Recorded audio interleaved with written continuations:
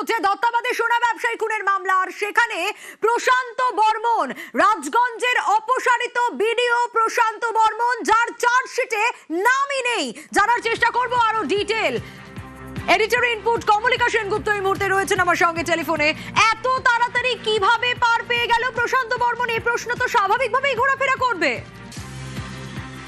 একেবারে যদি আইনের দিক থেকে দেখা যায় তাহলে প্রশান্ত বর্মনকে আজকে যে কোর্টে তোলা হয়েছিল, সেই যখন তাকে কোর্টে তোলা হয় তার উপর এই যে ড্রিঙ্ক অ্যান্ড ড্রাইভের যে কেসটা, সেই ড্রিঙ্ক অ্যান্ড ড্রাইভের কেস অনুযায়ী তার বিচার হয় এবং সেই জায়গা থেকে দাঁড়িয়ে সে বেল পেয়ে যায়। এবং এখানে একটা প্রশ্ন উঠছে যে স্বর্ণ ব্যবসায়ী খুনের অভিযোগ তার বিরুদ্ধে উঠেছিল, যে বিষয় এই তার পরিবারের লোক, স্বর্ণ ব্যবসায়ীর পরিবারের লোক অভিযোগ জানায়, যেখানে সর্বোচ্চ জায়গা থেকে বলা হয় তাকে আত্মসম্মান, সর্বোচ্চ কোর্ট অর্থাৎ সুপ্রিম কোর্ট থেকে বলা হয় তাকে আত্মসমর্পণ করতে, সেই জায়গা থেকে দাঁড়িয়ে আমরা দেখছি যে ভোটের আগে, অর্থাৎ আমাদের কাছে সেই চার্জশিট এসে আমাদের হাতে পৌঁছেছে, যে চার্জশিট সেই সময় দেওয়া হয়েছিল 31শে জানুয়ারি, এই চার্জশিট দেওয়া হয়েছিল।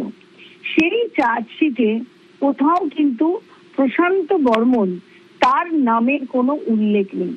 কোনো এক অদৃশ্য কারণ, কোন অদৃশ্য কারণ, কি তার প্রভাব ছিল, সেই অদৃশ্য কারণটার উপরেই সবচেয়ে বড় প্রশ্ন উঠছে। এবং সেই সময় সেই যে চার্জশিট ছিল, অর্থাৎ 31/1/2026 যে চার্জশিট দেওয়া হয়েছে, সেই চার্জশিট আমাদের কাছে আছে। সেই 31/10/2025 ডেট দেওয়া আছে। সেইখানে কিন্তু সেই চার্জশিটে কোনো মতেই ওনার নাম অর্থাৎ প্রশান্ত বর্মনের নাম নেই। সেটাই কিন্তু একটা সবচেয়ে বড় আশ্চর্যজনক প্রশ্ন। এবং এই কোন কারণে, কোন অদৃশ্য কারণে এই নামটা থাকলো না, সেটা একটা বড় প্রশ্ন। এবং এই গোটা বিষয়টাই ঘটেছে ভোটের আগে, অর্থাৎ পালা পরিবর্তনের অনেক আগে, বেশ অনেকটা আগে। এবং যেই ক্ষেত্রে এত বড় অভিযোগ রয়েছে তার বিরুদ্ধে, সেই জায়গা থেকে দাঁড়িয়ে সে এইভাবে যে পার পেয়ে গেল, কারণ কালকে তাকে যে গ্রেপ্তার করা হয়েছে সেটা ড্রিঙ্ক অ্যান্ড ড্রাইভ কেসে। সুতরাং সেই কেসে যে তাকে গ্রেপ্তার করা হয়েছে, সেই কেস অনুযায়ী সেই কেসের ক্ষেত্রে তিনি জামিন পেয়ে গেলেন। কিন্তু এই যে এত বড় একটা অভিযোগ তার বিরুদ্ধে ছিল এবং যে চার্জশিটের কপি নিউজ 18 বাংলার হাতে এসে পৌঁছেছে, সেই চার্জশিটে কোথাও তার নাম নেই। এটা খুবই আশ্চর্যজনক। এবং এই অদৃশ্য কারণটাই সত্যি অভিজ্ঞ মহল তার এখন এই অদৃশ্য কারণটাই খুঁজছে, যে এত বড় একটা অভিযোগ, এত বড় একটা ঘটনা, সেখানে চার্জশিটে তার নামই নেই। একেবারে এই প্রশ্ন ঘোরাফেরা করছে বেশ।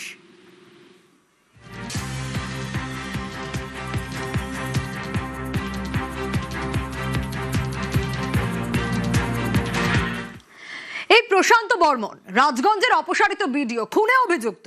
সুপ্রিম কোর্টের ডেডলাইনের পরও বেপাত্তা ছিলেন দীর্ঘদিন, আর সোমবার রাতে তাকেই দেখা গিয়েছিল নিউ টাউনের রাস্তায় একেবারে মত্ত অবস্থায় বেপরোয়াভাবে গাড়ি চালিয়ে পথচারীকে ধাক্কা মেরেছিলেন, আর তারপর ক্ষমতার আস্ফালন দেখাচ্ছিলেন। দেখুন, এই হচ্ছে প্রশান্ত বর্মন, সেই ভিডিও মনে পড়ছে, যে ভিডিও দুর্নীতিগ্রস্ত, সেই ভিডিও কেন আইন আছে মোবাইল থেকে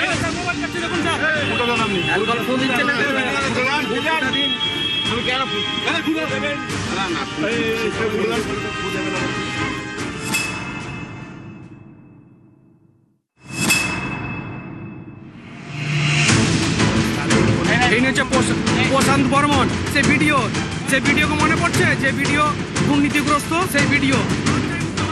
ইনি প্রশান্ত বর্মন, রাজগঞ্জের অপসারিত বিডিও, সোনা ব্যবসায়ী খুনে অভিযুক্ত। গত বছরের নভেম্বর থেকে পুলিশের খাতায় ফেরা, দেশের সর্বোচ্চ আদালতকেও বুড়ো আঙুল দেখিয়েছেন তিনি। সোমবার রাতে নিউ টাউনের রাস্তায় দেখা গেল কীর্তিমানকে মত্ত অবস্থায়। দেখুন তার রোয়াব। প্রশান্ত বর্মন, সেই ভিডিও মনে পড়ছে, যে ভিডিও দুর্নীতিগ্রস্ত, সেই ভিডিও চিনেন তো? কেন সুপ্রিম কোর্ট ডেডলাইন বেঁধে দেওয়ার পরও আত্মসমর্পণ করেননি তিনি। তৃণমূল জামানায় পুলিশও খুঁজে পায়নি তাকে। সেই তিনি মত্ত অবস্থায় গাড়ি চালিয়ে ধাক্কা দিলেন পথচারীকে। পুলিশ ধরতেই মেজাজ দেখুন।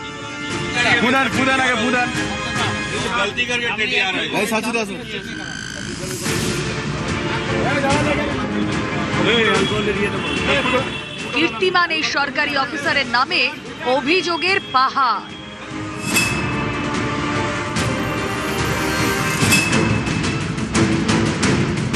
কেন? হ্যাঁ? নিউ টাউনে সোনা ব্যবসায়ী স্বপন গামিল্লা খুনে মূল অভিযুক্ত প্রশান্ত বর্মন।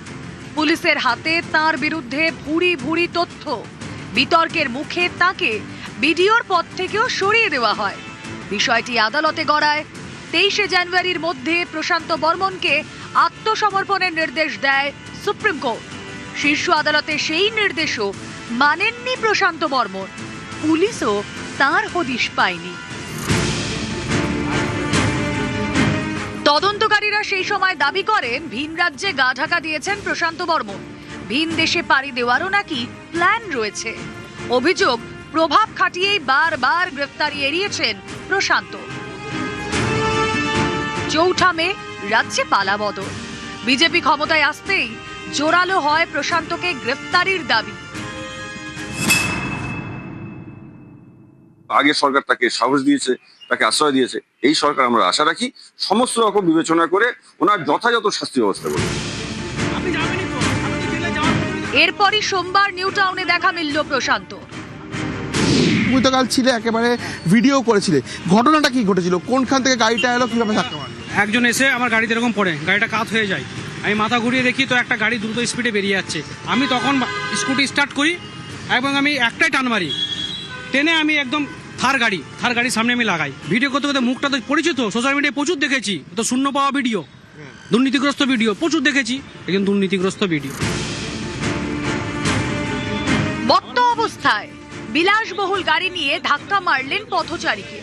তারপরও ক্ষমতার আস্ফালন। কতটুকু চোট পেয়েছো তুমি বলো, তোমাকে কতটুকু লেগেছে বলো। তো অন্যায় করনি তুমি, একে লাগেনি। আমি কেন পাশে চলবো? আইন আছে, দেশের আইন আছে। মোবাইল কাছে ব্রেথ অ্যানালাইজার। মত্ত অবস্থায় গাড়ি চালিয়ে ধরা পড়লে চালকের এই পরীক্ষা করে পুলিশ। প্রশান্ত এতটাই বেপরোয়া যে সেই টেস্টই করতে দেননি, ধাক্কা মেরে সরিয়ে দেন পুলিশকে।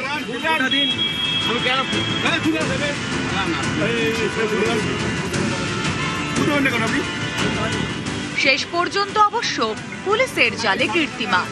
সোমবার রাতে আটক করে তাকে নিয়ে যাওয়া হয় নিউ টাউনের ইকো পার্ক থানায়।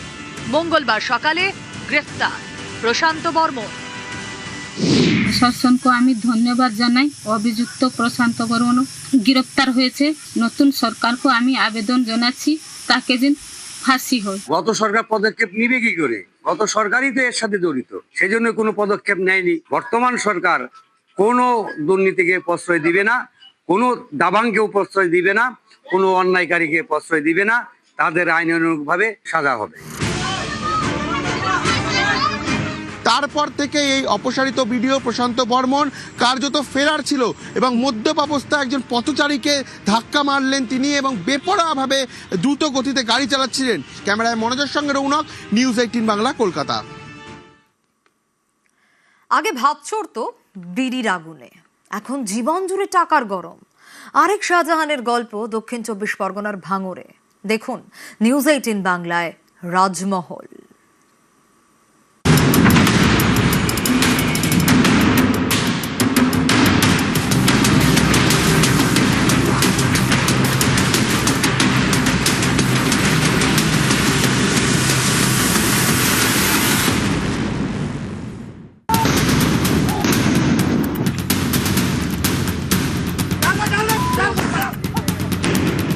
ভাঙড় মানেই গরম, খুন রাহাজানি থেকে ভোট লুঠের অভিযোগ।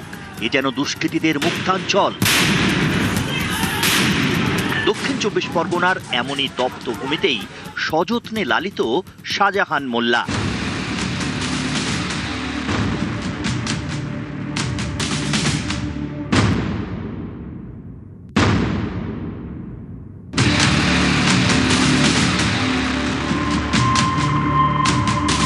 একসময় সংসারের চাকা ঘুরতো বিড়ি বেঁধে। তৃণমূল জামানায় সেই শাহজাহানই বিপুল সাম্রাজ্যের মালিক। ভাঙড় 1 নম্বর ব্লকের তৃণমূল সভাপতি শাহজাহান মোল্লা ছাপোষা বিড়ি শ্রমিক থেকে কোটিপতি।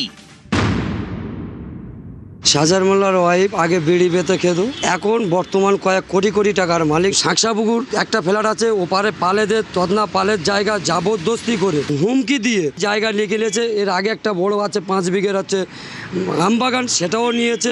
ভিতরে 50 বিঘে জমি, সেটাও বেনামে আছে, দখল করেছে। তারপরে ফুলতলা বারাইপুর, সেখানেও 2 তলা বাড়ি করেছে। নিউ টাউন, ওখানে হচ্ছে 2 তলা ফ্ল্যাট করেছে। আসুন দেখে নেওয়া যাক শাহজাহানের সম্পত্তির বহর কেমন। ভাঙড়ের শাকশহর পুকুরে 2 3 তলা বাড়ি, বাজার মূল্য কোটি টাকা।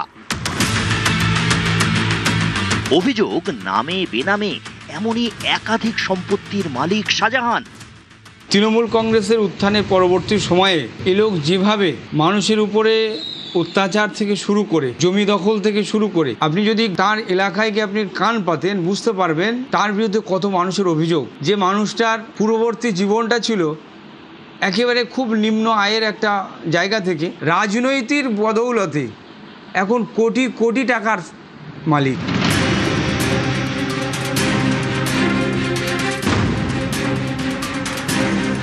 দু 2011 থেকে 2016 পঞ্চায়েত সমিতির সভাপতি। 2017-এ ভাঙড় 1 নম্বর পঞ্চায়েত সমিতির সহ সভাপতি। 2023-এ ভাঙড় 1 নম্বর পঞ্চায়েত সমিতির পূর্ত কর্মাধ্যক্ষ। ভয়হীন ভাঙড়ে এখন কান পাতলেই শোনা যায় তৃণমূল নেতা শাহজাহানের বহুমুখী প্রতিভার গল্প। অভিযোগ শাসক দলের প্রভাব খাটিয়ে ভয় দেখিয়ে সস্তায় জমি কিনে চড়া দামে বিক্রি করতেন শাহজাহান।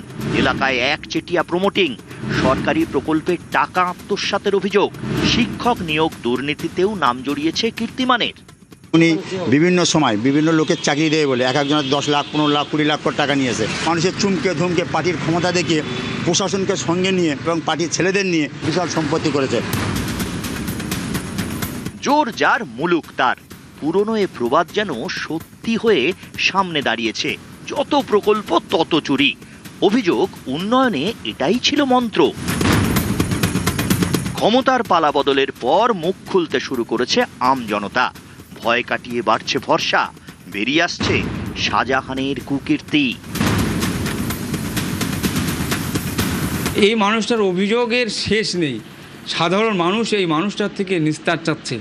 আমরা আশা করছি সাধারণ মানুষ খুব দ্রুত এই মানুষের থেকে নিস্তার পাবে। গত 15 বছরে শাহজাহান মোল্লা কি এমন ব্যবসা করেছে বা কি এমন করেছে যে যার জন্য এত কোটি কোটি টাকার সম্পত্তি তিনি করেছেন, সেই নিয়ে প্রশ্ন তুলছে এলাকার সাধারণ মানুষজন। ভাঙড় থেকে কল্যাণ মণ্ডল, নিউজ 18 বাংলা। মুরগির মোয়া চাই, চাই ভাজা ভেটকি, অল্পেতে খুশি হবে দামোদর সেটকি। তৃণমূল জামানায় এমন অনেক নেতার খোঁজ মিলছে কোটি কোটি টাকা কামিয়েও যাদের খিদে মেটেনি। টাকার খিদে, ক্ষমতার খিদে, সম্পত্তির খিদে। 15 বছরে আঙুল ফুলে কলা গাছ। এলাকার গ্রেট ডিক্টেটর, লোক ঠকানো টাকায় পাহাড় প্রমাণ সম্পত্তি। শাসকের রাজপথে শোষণের ইতিহাস। এবার মুখোশ খোলার সময়। দুর্নীতির সুরঙ্গ খুঁড়ে এবার পর্দা ফাঁস। দেখুন নদিয়ায় দুর্নীতির জোড়া তাজমহল। দেখুন নিউজ 18 বাংলায় রাজমহল।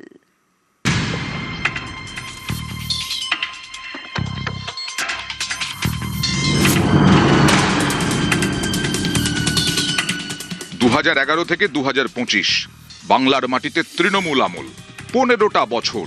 এই 15 বছরেই রাজ্য জুড়ে ভানুমতির খেল, দুর্নীতির ভোজবাজি। এ যেন এলোমেলো করে দে মা লুটে পুটে খাই। কেউ সামান্য ঠিকাদার থেকে কোটি টাকার মালিক, কেউ আবার জমি বাড়ির দালাল থেকে তাজমহলের শাহজাহান। কোন আলাদিনের আশ্চর্য প্রদীপে এমন কোটি কোটি টাকার সম্পত্তি? কুঁড়ে ঘর থেকে রাজমহল। একসময় সব দেখেও মুখে কুলুপ, কথা বললেই যাবে গর্দান।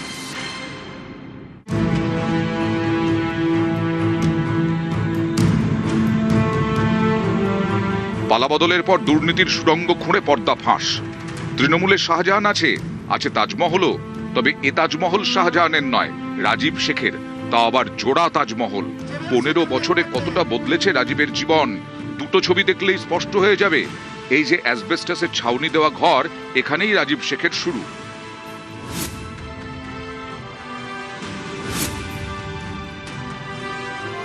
অ্যাসবেস্টাসের ছাউনি থেকে জোড়া তাজমহল, 2 বউ 2 তাজমহল।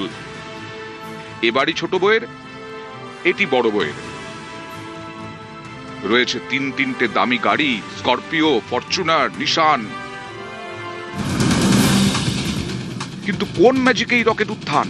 আন্দার কি বাত বেশ জমকালো। বাসিন্দারা বলছেন চুরি, জোচ্চুরি, সিন্ডিকেট আর লোক ঠকানো, এই ফর্মুলাতেই সবুজের গব্বররা রাতারাতি লালে লাল। এখন বর্তমান 2011 সালে তৃণমূল ক্ষমতায় আসার পর তারা সকলে তৃণমূলে যোগ দেয়। তৃণমূলে যোগ দেওয়ার পর থেকেই এদের মানে উল্কার গতিতে উত্থান এবং ফুলে ফেপে ওঠে। তার 2-3টে বাড়ি, তার বউর নামে 2টো বাড়ি আছে, ভাটা আছে, হ্যাঁ, অন্যান্য আরও সম্পত্তি যে গাড়ি আছে, আনুমানিক প্রায় কোটি ছাড়িয়ে যাবে। এই ধরেন 50 কোটি তো হতেই পারে। ভাবুন, 15 বছরে 50 কোটি, সাধারণ তৃণমূল নেতারই এই সম্পত্তি। তাহলে ওপরের কেষ্টবিষ্টুদের কত? ভাবতে গেলে অঙ্ক গুলিয়ে যাবে, কারণ এসবের কোনোটাই সোজা অঙ্কে হয়নি। পেছনে অনেক মারপ্যাঁচ, লুকোচুরি। কি ছিল রাজীবের জীবন? বাবা কাংলা শেখ পেট্রোল পাম্পের নাইট গার্ড, মাস গেলে মেরে কেটে 1,250 বেতন। ছেলে তখন কলেজে যুব কংগ্রেসের ছাত্র নেতা। তৃণমূল ক্ষমতায় আসতেই পাল্টি, কংগ্রেস থেকে তৃণমূলে রাজীব। তারপর সরকারি প্রকল্পের ঠিকাদার, প্রথম স্ত্রী চাপড়া 2 পঞ্চায়েতের প্রধান। দুখানা ওয়াইফ, এই ওয়াইফদের দুখানা বাড়ি করে দিয়েছে কোটি কোটি টাকার মানে খরচ করে। এই রকম নেতা মোটামুটি টিএমসির অনেক নেতাই আছে, যে টিএমসি সরকার আসার পরে এদের মানে অনেক উন্নতি হয়েছে আর কি, কলা গাছের মতো ফুলে ফেপে বড় হয়েছে খুব তাড়াতাড়ি। রাজীবের সম্পত্তির সুরঙ্গে তাকালে চোখ কপালে ওঠার জোগাড়। 3টি ইটভাটা, পাটের গুদাম, সুপার মার্কেট, নামে বেনামে একাধিক জমি। স্বচ্ছ ভারতের ওই যে পায়খানা টাকা এসেছিল এক সময়, ওই টাকাগুলো পায়খানাগুলো মানে কাউকে দেওয়া হয়নি, ওই টাকাগুলো টোটালি টাকাগুলো তুলে খেয়ে নিয়েছে। রাজীব একা নন, ফুলে ফেপে উঠেছে রাজীব শেখের পরিবারও। রাজীব শেখের দাদা রঞ্জু শেখের বাড়িও আরেকটা রাজপ্রাসাদ। 2011 সালে তাদের পরিবার এবং তার কি অবস্থা ছিল, বর্তমানে কি অবস্থায় আছে। আজকে যেটা জানেন, করিমপুর রোড থেকে কৃষ্ণগড় রোডে যেতে গেলে 2টি বাড়ি এবং ফরচুনার গাড়ি, 3টে ভাটা, এছাড়াও অবৈধ বা বৈধ প্রচুর জমি। 2013 সালে মানুষের জন্য যে পায়খানা শৌচালয় এসেছিল, সেই শৌচালয়ের টাকা একটা মানুষ পায়নি, তাকে বঞ্চিত করে সেখান থেকে করেছে। এবং প্রচুর রাস্তা টেন্ডার নেওয়ার পরে রাস্তা না করে পয়সা তুলেছে। অসহায় মানুষের জমি জায়গা নিজের নামে করে বা জোরপূর্বকভাবে জমিগুলি দখল করে সরকারি প্রকল্পের টাকা এইগুলোই নিয়ে আজকে সে সম্পত্তির পাহাড় বানিয়েছে।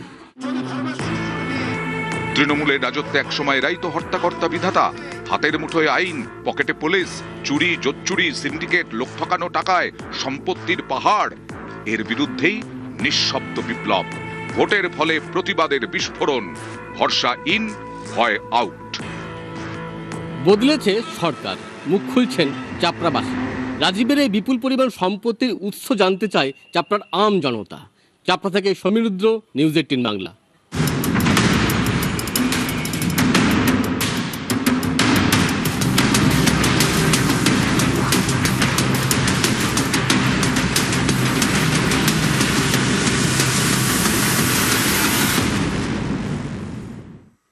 পালা বদলের রাজ্যে মিলবে মাথার উপর ছাদ। বাংলায় ফের চালু হচ্ছে আবাস যোজনা। তৃণমূলের আমলে দুর্নীতি আর বেনিয়মের অভিযোগ, এর জেরে টাকা দেওয়া বন্ধ করে দেয় কেন্দ্রীয় সরকার। 4 বছর পর ফের মিলবে আবাস, আশায় বুক বাঁধছেন গরিব ও প্রান্তিক মানুষরা।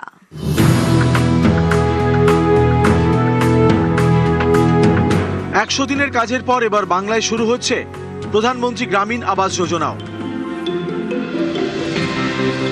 পালা বদলের পরেই আবাস যোজনা চালুর তৎপরতা পঞ্চায়েত ও গ্রাম উন্নয়ন দপ্তরের।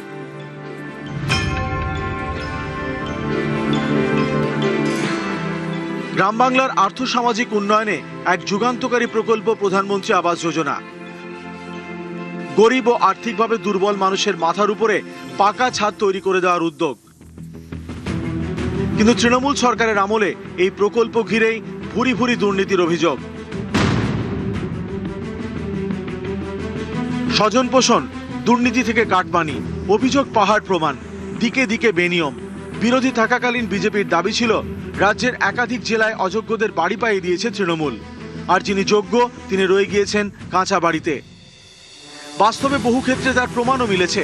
দুর্নীতির প্রমাণ মেলায় প্রকল্পের টাকা পাঠানো বন্ধ করে দেয় কেন্দ্রীয় গ্রামোন্নয়ন মন্ত্রক। পালা বদলের পর এখন বাংলায় ডাবল ইঞ্জিন সরকার। ক্ষমতায় এসে গ্রামের প্রান্তিক মানুষদের মাথার ছাড় দিতে ফের উদ্যোগী হয়েছে রাজ্য।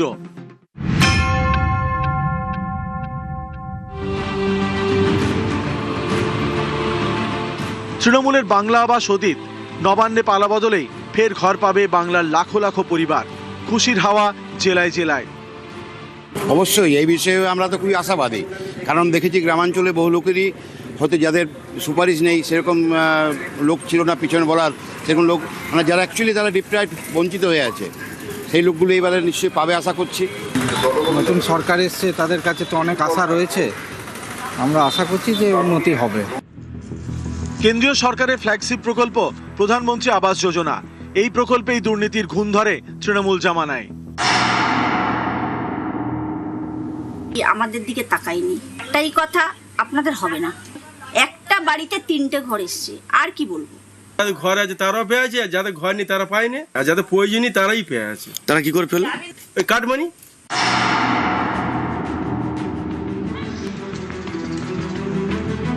মালদার চাঁচলের জালালপুর গ্রাম পঞ্চায়েত, এখানে আবাসের ঘর পাওয়ার জন্য কাটমানি দেওয়াই ছিল অলিখিত নিয়ম। ঘর পাইয়ে দেওয়ার নামে গরিব মানুষের টাকা আত্মসাতের ঘটনাও ভুরি ভুরি। তৃণমূল পঞ্চায়েত সদস্যের স্বামীর বিরুদ্ধেই অভিযোগ গ্রামবাসীদের। এতদিন ভয় চুপ ছিলেন, পালা বদল হতেই মুখ খুলছেন তারা। আমার 10,000 টাকাও নিয়েছিল, এখন পর্যন্ত আমাকে ঘরেও দেয়নি, টাকাও ব্যাগ দেয়নি। কে নিয়েছিল? জাহাঙ্গীর নাম্বার টিএমসির। আমাকে টাকা দাও, তোমাকে ঘর করে দিচ্ছি। 10 জনের টাকা ওরা উঠিয়েছে, কারোর কাছে 20,000 টাকা নিয়েছে, কারোর কাছে 10,000 টাকা নিয়েছে। এখন পর্যন্ত কাউকে ঘর দিতে পারেনি, দেয়নি।